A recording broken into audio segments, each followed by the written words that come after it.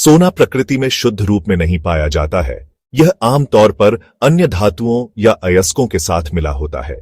सोने को गहनों, इलेक्ट्रॉनिक्स या निवेश में उपयोग करने के लिए इसे रिफाइन और शुद्ध किया जाना चाहिए। 3 प्रमुख तरीके हैं: साइनाइडेशन, स्मेल्टिंग और इलेक्ट्रोलिसिस। चांदी, तांबा, लोहा या अन्य खनिजों जैसी अशुद्धियों को हटाता है। शुद्धता बढ़ाता है। चौबयारखे मानक। उच्च शुद्धता वाला सोना गहनों, सिक्कों, चिकित्सा उपकरणों और इलेक्ट्रॉनिक्स के लिए आवश्यक है। सोने को अयस्क से निकालने का सबसे प्रमुख तरीका है साइनाइडेशन।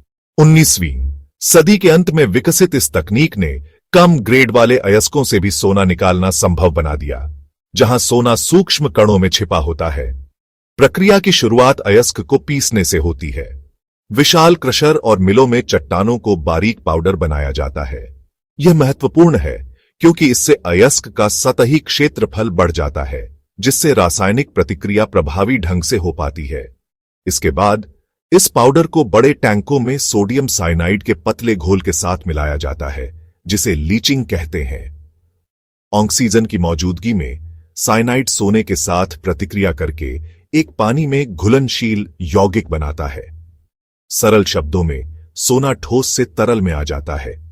इस दौरान घोल को क्षारीय रखा जाता है ताकि जहरीली हाइड्रोजन साइनाइड गैस न बने, जो एक महत्वपूर्ण सुरक्षा उपाय है। अब जब सोना घोल में है तो उसे अलग करने की बारी है। सबसे प्रचलित तकनीक कार्बन इन पल्प (CIP) है। इसमें घोल में एक्टिवेटेड कार्बन के दाने डाले जाते हैं, जो एक स्पंज की तरह गोल्ड साइनाइड कॉम्प्लेक्स को अपनी सतह पर सोख लेते हैं। एक पुरानी विधि मेरिल क्रो प्रक्रिया है, जिसमें जिंक पाउडर का उपयोग करके सोने को घोल से ठोस रूप में अलग किया जाता है। सोने से भरे कार्बन को एक विशेष घोल से धोकर सोना वापस एक गाढ़े तरल में लाया जाता है, जिसे एल्यूशन कहते हैं।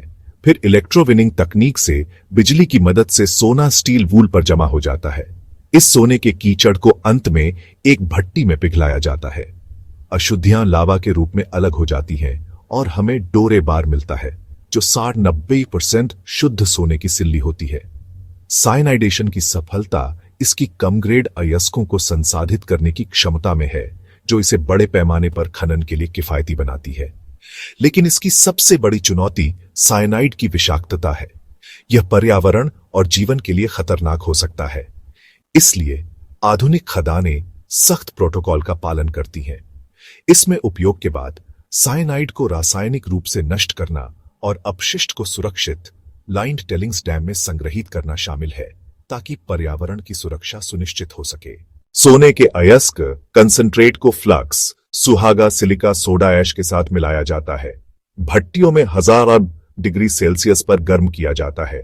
अशुद्धियां स्लैग में अलग हो जाती हैं और पिघला हुआ सोना बच जाता है। बार या सिल्लियों में ठंडा किया जाता है।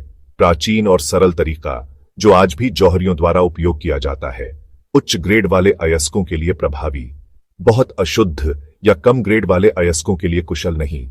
उच्च ऊर्जा और सुरक्षा उपायों की आवश्यकता होती है। सोने को शुद्ध करने के तरीकों में इलेक्ट्रोलिसिस, जिसे वोहलविल प्रोसेस भी कहा जाता है, शुद्धता का शिखर है। यह वो तरीका है जिससे हम सोने को उसकी सबसे शुद्ध अवस्था यानी 99% तक पहुंचाते हैं। यह प्रक्रिया सिर्फ सोने को साफ नहीं करती, यह विज्ञान और रसायन शास्त्र का एक अद्भुत प्रदर्शन है। चलिए समझते हैं कि यह जटिल प्रक्रिया कैसे काम करती है। सबसे पहले अशुद्ध सोने को एक मोटी प्लेट में ढालकर एनोड या पॉजिटिव इलेक्ट्रोड बनाया जाता है। इसके सामने कैथोड के रूप में शुद्ध सोने की एक बहुत पतली शीट रखी जाती है। इन दोनों को एक खास घोल यानी इलेक्ट्रोलाइट में डुबोया जाता है।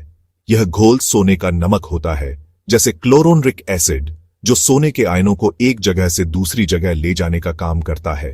जब बिजली प्रवाहित की जाती है तो एनोड पर मौजूद अशुद्ध सोना घुलना शुरू हो जाता है।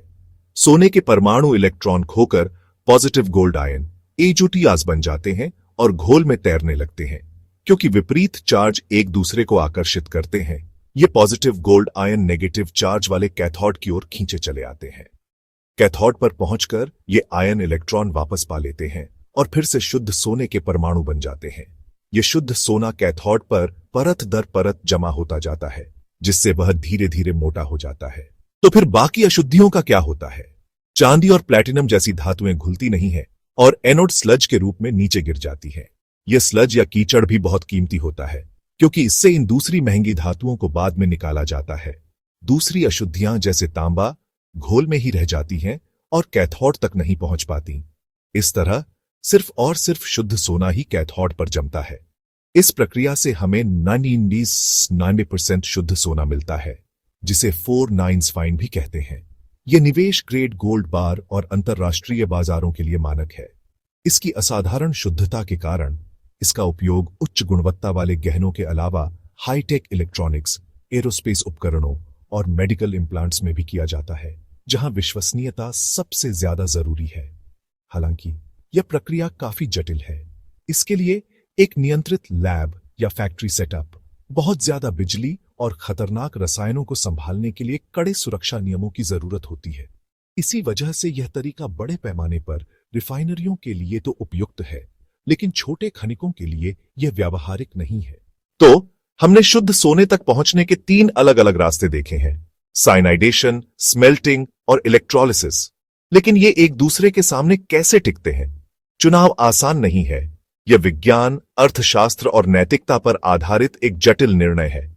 चलिए इसे विस्तार से समझते हैं। सबसे पहले साइनाइडेशन। इसकी सबसे बड़ी ताकत है कम ग्रेड अयस्क की भारी मात्रा से भी सूक्ष्म सोने को किफायती तरीके से निकालना। बड़े खनन कार्यों के लिए यह एक गेम चेंजर है, जो बेकार पत्थर को भी लाभदायक बना देता है। लेकिन इसका सबसे बड़ा फायदा ही इसका सबसे बड़ा खतरा है। सोडियम साइनाइड बेहद जहरीला होता है। एक छोटा सा रिसाव भी स्थानीय पारिस्थितिकी को दशकों तक तबाह कर सकता है। इसलिए आधुनिक साइनाइडेशन प्लांट में कड़े सुरक्षा प्रोटोकॉल, रोकथाम सिस्टम और पानी को वापस पर्यावरण में छोड़ने से पहले डिटॉक्सिफिकेशन प्रक्रियाओं में भारी निवेश की जरूरत होती है। यह विशाल पैमाने और जिम्मेदारी की विधि है। फिर आती है स्मेल्टिंग, मानवता की सबसे पुरानी विधि। यह पारंपरिक तकनीक उच्च ग्रेड अयस्कों या सोने से भरपूर कॉन्सेंट्रेट्स के लिए शक्तिशाली है। यह धातु को पिघलाने और अशुद्धियों से अलग करने के लिए 6000 डिग्री सेल्सियस से ज्यादा के तापमान का उपयोग करती है। हालांकि इसमें एक मौलिक अपील है। यह अविश्वसनीय रूप से ऊर्जा गहन है, जो अक्सर जीवाश्म ईंधन पर निर्भर करती है और ग्रीनहाउस गैसों का उत्सर्जन करती है। यह प्राचीन सरलता का प्रमाण है, पर इसका पर्यावरणीय प्रभाव आज एक बड़ी चिंता है। और अंत में इलेक्ट्रोलिसिस। यह हाईटेक फिनिशर है। यह कच्चे अयस्क पर काम नहीं करता, बल्कि पहले से रिफाइन सोने को, जैसे स्मेल्टिंग से मिले सोने को 99% या उससे भी अधिक की अविश्वसनीय शुद्धता तक पहुंचाता है। यह शुद्धता इलेक्ट्रॉनिक्स उद्योग के लिए अनिवार्य है, जहां जरा सी अशुद्धता भी माइक्रोचिप के काम में बाधा डाल सकती है, और निवेश ग्रेड सोने की सिल्लियां बनाने के लिए भी यह जरूरी है। यह प्रक्रिया सटीक और स्वच्छ है, लेकिन इसके लिए एक आधुनिक लैब, कुशल तकनीशियन और काफी बिजली की जरूरत होती है, जो इसे एक महंगा लेकिन जरूरी कदम बनाती है। तो आप देख सकते हैं, सोने को रिफाइन करना एक नाजुक संतुलन का काम है। यह परंपरा और प्रौद्योगिकी, लाभ और सुरक्षा के बीच एक निरंतर समझौता है। एक रिफाइनरी को अयस्क की गुणवत्ता, लागत, पर्यावरण नियम और ग्राहक की शुद्धता की मांग जैसे कई कारकों पर विचार करना होता है। कोई एक सर्वश्रेष्ठ तरीका नहीं है, केवल एक विशिष्ट संदर्भ के लिए सबसे उपयुक्त तरीका है। यह हमें भारत की ओर लाता है, जहां सोने के प्रति प्रेम पौराणिक है। दुनिया के सबसे बड़े उपभोक्ताओं में से एक होने के नाते रिफाइनिंग विधि की पसंद का यहाँ सीधा असर पड़ता है। हमारे जटिल गहनों और निवेश के लिए शुद्धता सर्वोपरि है, और भारतीय रिफाइनरियां इसे सुनिश्चित करने में महत्वपूर्ण भूमिका निभाती है। उन्नत और स्वच्छ तकनीक अपनाकर भारत अपनी मांग पूरी करने के साथ साथ जिम्मेदार स्वर्ण प्रसंस्करण के वैश्विक केंद्र के रूप में भी मजबूत हो सकता है। यह आत्मनिर्भर भारत की दृष्टि से मेल खाता है, जहां हमारा सांस्कृतिक जुटाव विश्व स्तरीय तकनीकी क्षमता से मिलता है।